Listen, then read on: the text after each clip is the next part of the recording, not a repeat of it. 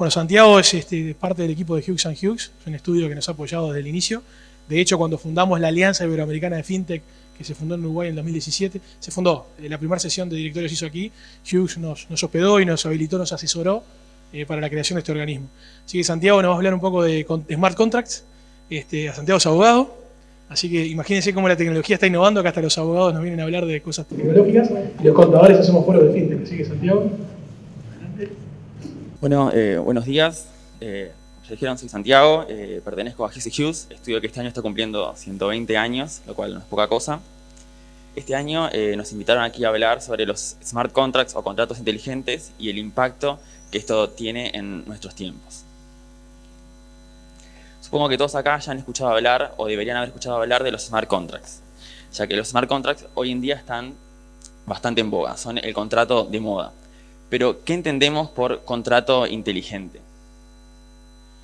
El contrato inteligente es un protocolo informático, es decir, es un código el cual vuelca los términos y condiciones de un acuerdo a una línea de información. Es decir, se vuelcan los términos y condiciones del contrato a una blockchain.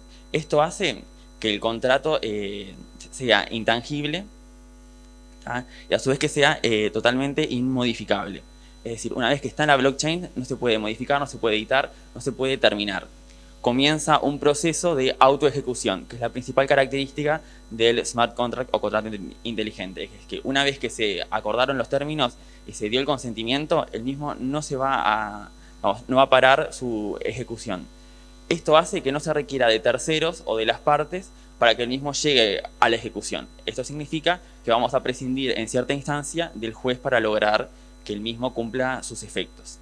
Entonces, si lo bajamos a tierra, digamos, ¿cuál sería un contrato inteligente? Por ejemplo, supongamos una compraventa de cosa, es decir, cosa a cambio de precio. Yo quiero vender información y a cambio de eso fijo un precio el cual me lo van a pagar en cuotas. Todos estos términos y condiciones los vuelco a un código el cual va a una blockchain y entonces una vez que se constata automáticamente el traspaso de esta información van a empezar a desencadenarse pagos.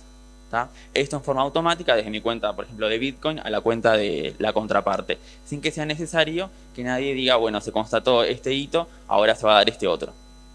¿Tá? Pero esto no queda aquí. Podemos ver a futuro que esto se podría aplicar, por ejemplo, en otro tipo de contratos más tradicionales, como por ejemplo un testamento. Ya se empieza a hablar de lo que es el Smart Will. ¿Esto qué significa? Que una vez que se constata la muerte de la persona, es decir, el causante, automáticamente se podrían adjudicar y hacer la transferencia de la propiedad de los bienes entre sus herederos. ¿Tá? Para esto estamos hablando de que falta todavía años luz, porque habría que informatizar o digamos, codificar todo lo que son los registros, pero a esto es a lo que se aspira. A su vez, vemos que el smart contract está redactado en un lenguaje que no es natural. ¿Esto qué significa? Que no puede ser interpretado por, digamos, el común de las personas. Tal vez aquí muy pocas personas pueden leer una programación. Yo no puedo. El juez tampoco va a poder. Pero así es como está redactado. Y esto lo que hace es que el contrato sea inmutable.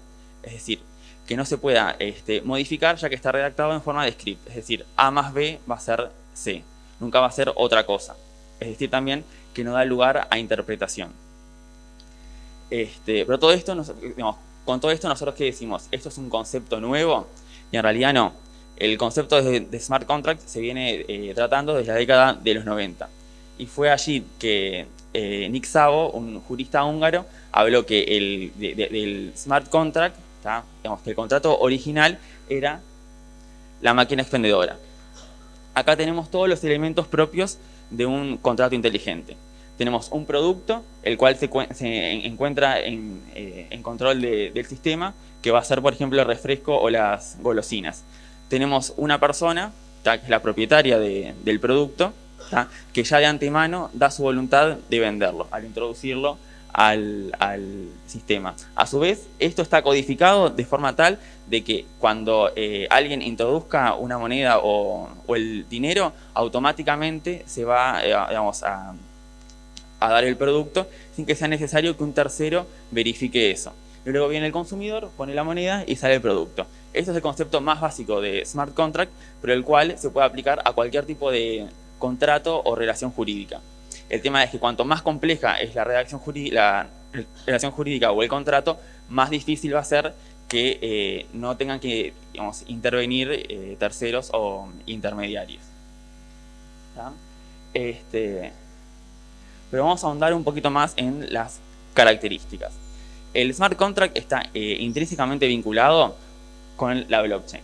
Sí o sí va a tener que haber una blockchain. Y esto lo que, digamos, ahonda es en la inmutabilidad del documento. Se quiere que el documento no pueda ser modificado, que el documento no pueda ser editado por las partes una vez que se ejecuta, o que se empieza a ejecutar. A su vez hace que el contrato no pueda estar controlado por una empresa o varias empresas. Al estar distribuido en una red de datos, el mismo no está sometido a burocracia, se entiende que el mismo es a prueba de fraude, el mismo va a ser barato, entre otras cosas. A su vez, es un contrato que no está sometido a interpretación. Por cómo está redactado, A más B va a ser C, nunca A más B va a ser J. Siempre va a ser así. O sea, una vez que se empieza a ejecutar, sabemos cómo se va a ejecutar y no va a haber lugar a interpretación o integración de derecho. Vemos que el contrato es casi que perfecto. Lo presentan como algo que, digamos, es el futuro y que, digamos, todos vamos a querer, ya que es barato, no es burocrático, no está sometido a fraude y además es un documento que tiene valor por sí mismo. ¿Esto qué significa? Que yo no necesito de un juez o de un tercero para que el mismo se empiece a ejecutar. Se ejecuta por sí solo. Entonces, ante esta situación decimos, ya dame 10 contratos inteligentes porque es lo que se viene.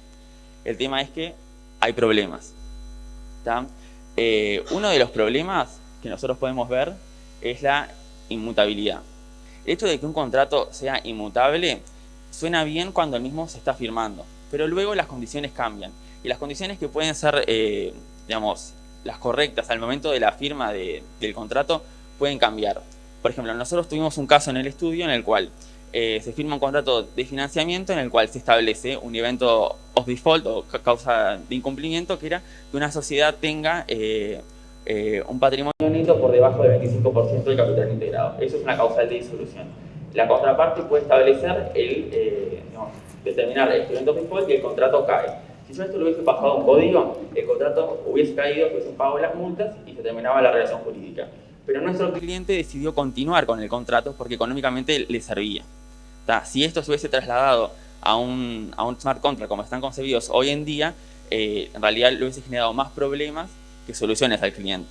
Por eso, en realidad, la inmutabilidad, quienes muchos lo ven como una solución, nosotros lo podemos ver como un problema. Luego también está el problema de la falta de interpretación. Si bien es cierto que cuando un contrato está escrito en blanco y negro, es decir, que no admite interpretación, es lo que nosotros todos queremos. Pero en realidad lo que nosotros queremos es un contrato que uno lo pueda leer e interpretar en armonía con todas las cláusulas. No solamente que A más B sea C. A más B es igual C, pero en el concepto de un conjunto de cláusulas, en el concepto de un conjunto de normas y a su vez respetando lo que es el espíritu de la norma y el espíritu de las partes al momento de contratar. Todo esto es muy difícil de codificar y llevar a algo que sea automático y que se reduzca en algo tan simple como A más B es igual C. Después, otro de los problemas son los contratos mal programados. Si el contrato se programó bien, perfecto, pero puede ocurrir que los términos y condiciones que yo acordé y el que luego se los dé al programador para que los pase un código no respetan lo que yo acordé. Y esto trae como consecuencia pérdida de dinero y pérdida de tiempo, pero sobre todo dinero. Y por lo visto, en la práctica es más común de lo que uno piensa. Si pasamos a un punto de vista estrictamente jurídico, una de las cosas que se dice es que el smart contract o contrato inteligente va a terminar con los abogados y con los jueces. En realidad, nosotros no estamos de acuerdo con eso por varias razones. ¿Qué ocurre si al momento de programar un contrato, el programador respeta exactamente lo que las partes acuerdan y tenemos un contrato de préstamo con un interés de 230% o un contrato, un testamento, un smart will, en el cual se adjudica el 50% de los bienes del causante al hijo mayor y el restante 50% entre el cónyuge y el hijo menor? Ahí tenemos dos contratos perfectamente bien programados, pero que son ilegales.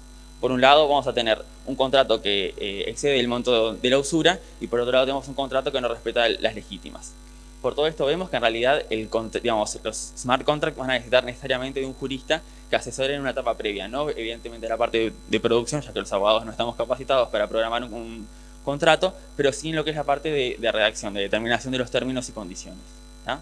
A su vez, se habla que el smart contract va a terminar con los jueces, lo cual no es del todo cierto, sobre todo porque, digamos, si bien el contrato se ejecuta solo y yo no necesito de un juez para que me haga valer el contrato, ya que una vez que comienza a correr la cadena de bloques, esto sigue y no se puede parar, ¿qué ocurre cuando el contrato está mal programado o cuando el contrato es ilegal? ¿Cómo soluciona el problema?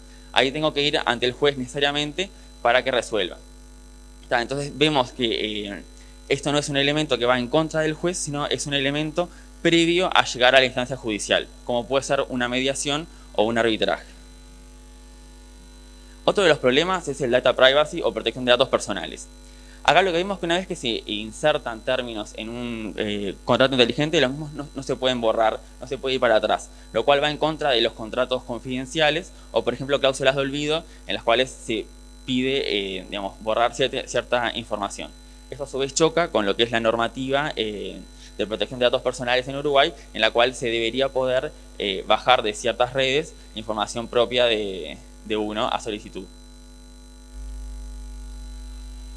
Para quienes estuvieron aquí el año pasado, nosotros hablamos de prevención de lavado de activos en fintech y vimos que uno de los principales problemas es cómo quienes se dedican a lavar activos buscan ciertos instrumentos los cuales no están regulados y están vinculados a ciertos productos que tengan que ver con el anonimato. O sea, aquí que vemos que los smart contracts están muy vinculados a todo lo que es la Bitcoin, ¿tá? Y a su vez, al ser algo muy moderno, no está regulado hoy en día.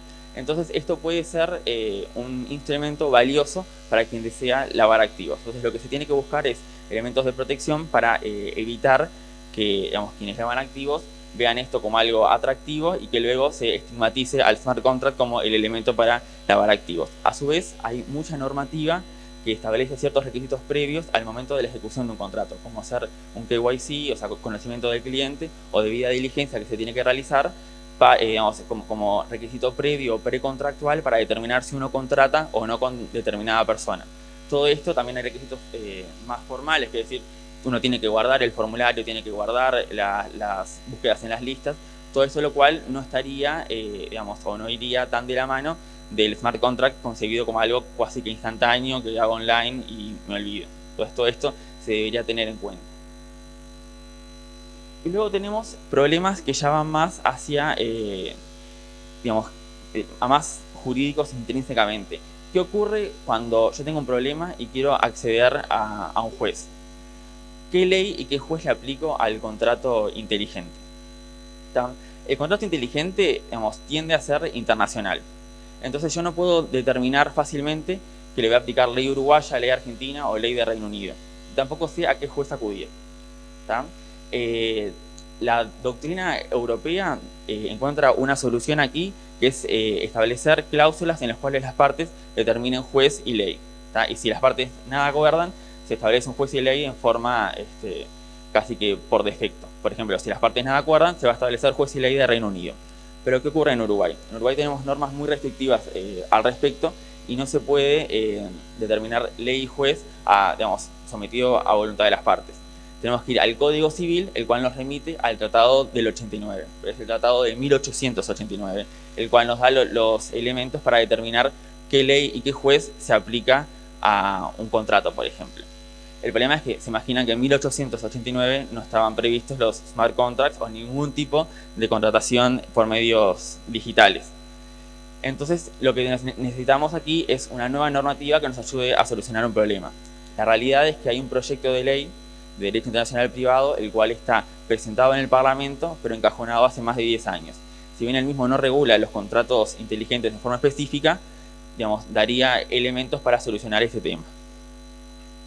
Y luego tenemos otro problema que también vincula a los jueces, y es el contrato inteligente como medio de prueba. ¿Qué fuerza tiene? El contrato inteligente tiene menos fuerza que un documento en escritura pública. Sería un documento, digamos, un documento privado. Pero puede ser que el juez entienda que en realidad no estamos frente a un contrato, porque falta alguno de los elementos tipos que configuran el contrato. Es así que en realidad nos tenemos que preguntar, ¿estamos efectivamente ante un contrato? La La realidad es que no podemos decir ni que sí ni que no. Puede llegar a ser un contrato, ¿tá? Pero también puede no serlo. Lo que sí podemos confirmar que es un elemento de ejecución de un contrato. ¿Esto por qué? El contrato, para que se configure, tiene 4 elementos. Uno es el consentimiento, la capacidad, la causa y el objeto. Los últimos 3 asumimos que están. Pero ¿qué ocurre con el consentimiento? Puede ser que el mismo no esté dado en el smart contract como está concebido, sino en forma previa, cuando se, negocian los términos y condiciones. Entonces tenemos que nosotros ver que en realidad el contrato no es el documento en sí, sino es el acuerdo de voluntades, es la convención previa.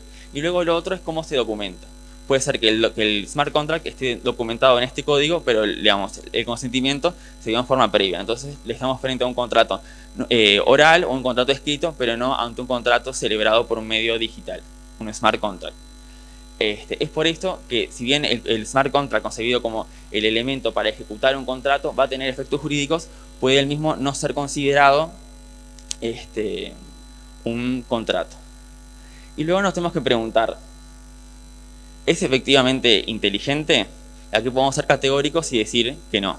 El contrato o el smart contract no es inteligente, sino meramente obediente. Va a ser tan inteligente como lo sea el programador o el abogado que ayudó a redactarlo. Simplemente va a cumplir lo que se le diga, pero no va a tener la inteligencia suficiente para interpretar los términos y condiciones, para integrar derecho, o para ver cuál es el interés superior que se está intentando tutelar en dicho documento. Entonces, para ir terminando, los contratos inteligentes o smart contracts, ¿son buenos? ¿Son malos? ¿Son útiles? Entendemos que van a ser buenos o malos dependiendo de cómo estén programados. Van a ser útiles o inútiles dependiendo también de cómo estén programados y si el abogado que participó en la redacción de términos y condiciones fue lo suficientemente inteligente para prever cosas a futuro. Lo que sí podemos decir que aquí hay un potencial enorme que puede cambiar lo que es el mundo jurídico en materia contractual, pero para todo esto vamos a necesitar que colaboren abogados, ingenieros, programadores, jueces, y sobre todo esto tiene que ir acompañado por normativa, la cual tiene que ir adaptándose a los cambios del tiempo. Muchas gracias.